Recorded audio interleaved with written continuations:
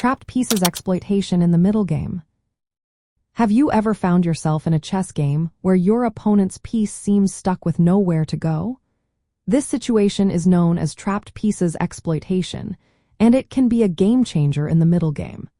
Let's break down how you can recognize and take advantage of these trapped pieces to gain the upper hand. First, what does it mean for a piece to be trapped?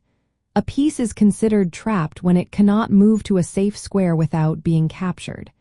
This often happens when its escape squares are controlled by your pieces. Common examples include knights stuck in corners or bishops blocked by their own pawns. To exploit a trapped piece, you need to identify it early. Look for pieces that are poorly positioned.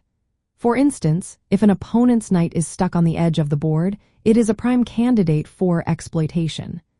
Centralized pieces are usually more effective, so take note when your opponent's pieces are not in the best spots. Next, use forcing moves to limit the mobility of the trapped piece further. Moves like checks, captures, or threats can push that piece into an even more confined position. For example, advancing your pawns or placing your pieces to cover escape squares can effectively trap a bishop or knight. Coordination is key. Combine the efforts of multiple pieces to increase pressure on the trapped piece. If you have a bishop controlling escape squares and a rook pinning the trapped piece, you create a strong tactical advantage.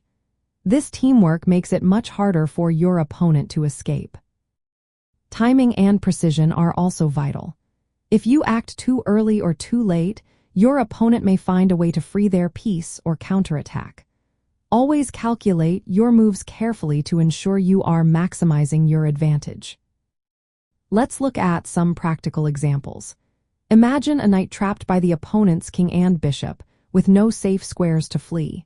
This knight can be captured or forced into an unfavorable exchange. Similarly, a bishop hemmed in by its own pawns and dominated by enemy pieces can become immobilized, effectively removing it from the game. Rooks can also be trapped behind their own pawns or blocked by minor pieces. By opening files and ranks, you can target these rooks, making them more vulnerable. Exploiting trapped pieces not only wins material but also disrupts your opponent's coordination and morale. Gaining a material advantage can often lead to a winning endgame. Always be aware of your piece activity and mobility to avoid placing your own pieces in vulnerable positions. In the middle game, the exploitation of trapped pieces involves identifying limited mobility in your opponent's pieces, using forcing moves and coordinated attacks to restrict their escape, and capitalizing on these weaknesses to gain material or positional advantage. Developing the skill to spot and create, these situations will significantly improve your tactical awareness and overall strength in the middle game.